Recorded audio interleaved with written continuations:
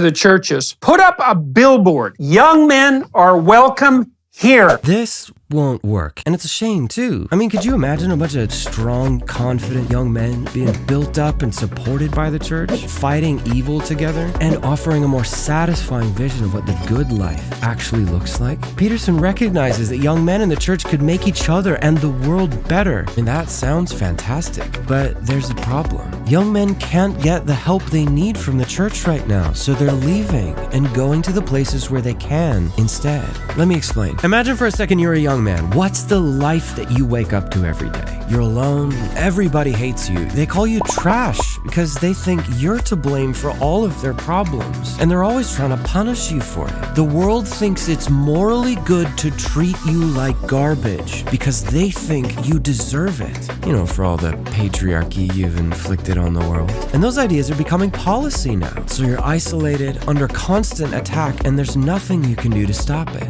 Now imagine you turn to the church for help, and they do next to nothing. They hardly acknowledge those problems exist most of the time, let alone put any boots on the ground to do anything about it. The other day, a friend of mine told me, I feel like everyone is fighting against me, and no one is fighting for me. This guy's a Christian, and he goes to a solid church, but he still feels like there's nobody fighting in his corner. That should not happen. This is reason number one why young men are leaving the church. We aren't fighting for them, but other people are. Let me show you what I mean. Andrew Tate is not a good guy, but watch this clip and you'll see exactly why young men are flocking to be his acolytes. Firstly, you're confusing 1% of men with all men. The majority of men have no money, no power, no sex from their wife, Facts. no fucking chance in court. So most men, their life sucks. Okay. The second thing, when a man gets up at 4 a.m. to go carry garbage, he ain't thinking, I'm gonna do this so I can oppress that bitch because she's broke.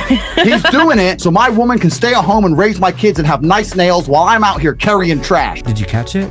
He stood up for them when we wouldn't, right? You trust people who fight for you. Because think about it, when you don't have the voice to stand up for yourself to these monolithic powers that are attacking you, imagine how it feels to finally see someone standing up to the people who are hurting you, fighting their lies and winning. And this should be the church. But unfortunately, most Christian men are too afraid of women to say anything that might offend them. Sure, we'll fight for all kinds of political causes, but not for our own people.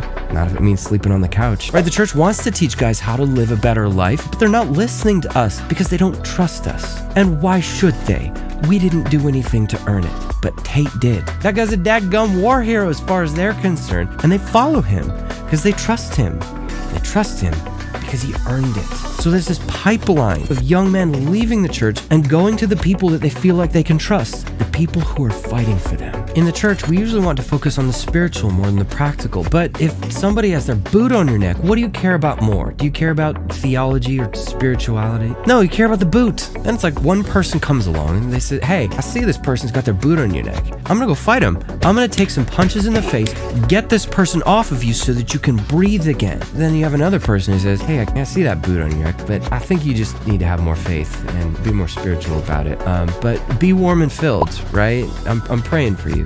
Like, which person are you going to listen to after that? The one that fought for you, the one that didn't lift a finger? If we want young men to stick around, we need to stand up and fight for them. And yes, we need to do that with grace and fairness, but sometimes people are pushing selfish, destructive lies, and somebody needs to stand up and say, hey, this is wrong.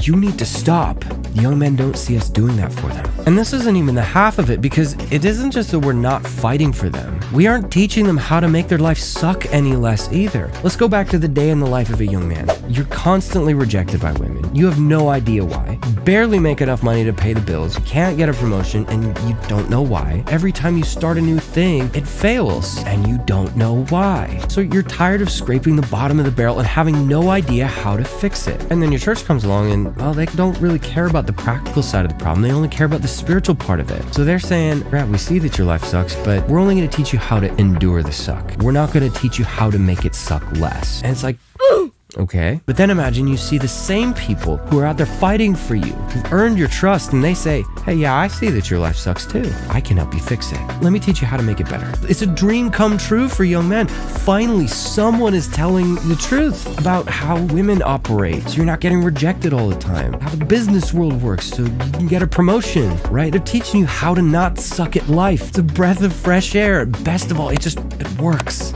Finally, something works. It works. It just works. These guys are out there fighting for young men and teaching them how to make their life suck less. We're doing neither of those things. So yeah, young men are leaving the church and it's not their fault. It's on us. And I understand the other side of the discussion here because yes, we have to remember, we don't take any of this stuff with us into eternity. Fixing up your temporary life on earth is not a good end goal. That's not even the thing that we need most. The thing that will fix our real problems and actually satisfy us, it's a close relationship with God. But if a person is in survival mode, you gotta get the boot off their neck before they'll listen to what you have to say about all that stuff. And Jesus recognized this. If someone was sick or blind or crippled or under attack or being held down, he didn't go, yeah, that sucks. I'm not gonna help you with it, even though I could.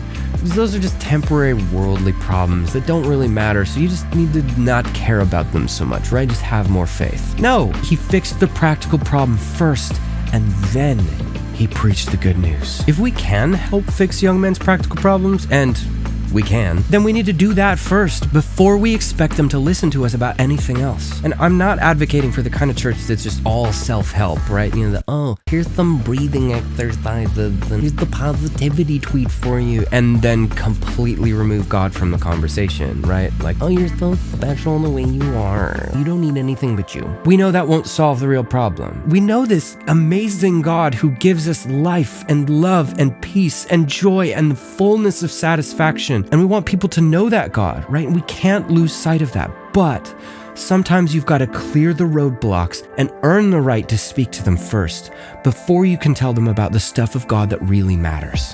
The stuff, by the way, that's missing from Jordan Peterson's message. God as a person is completely removed from Peterson's view.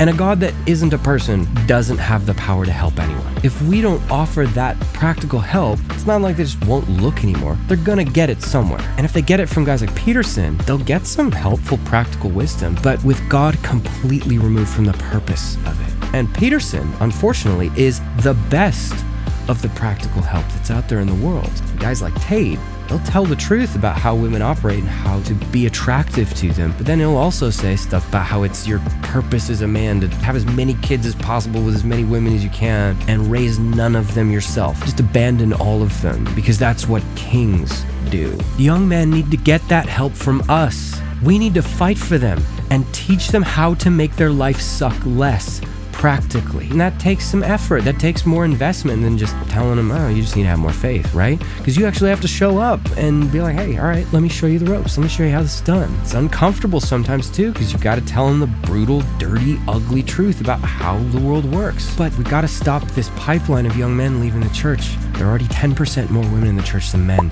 and it's getting worse. We gotta help them. So go fight for them. Get the boot off their neck. Get them out of survival mode and earn the right to speak to them about the things of God that have eternal value.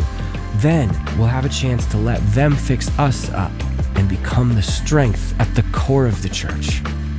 Man, do we need that right now. None of this will happen unless we're willing to be strong, decisive, generous men. And that type of masculinity is under serious attack right now. So if you want to see more about that and how to recapture it, check out this video over here. That's all I've got this time. Stay weird. Peace.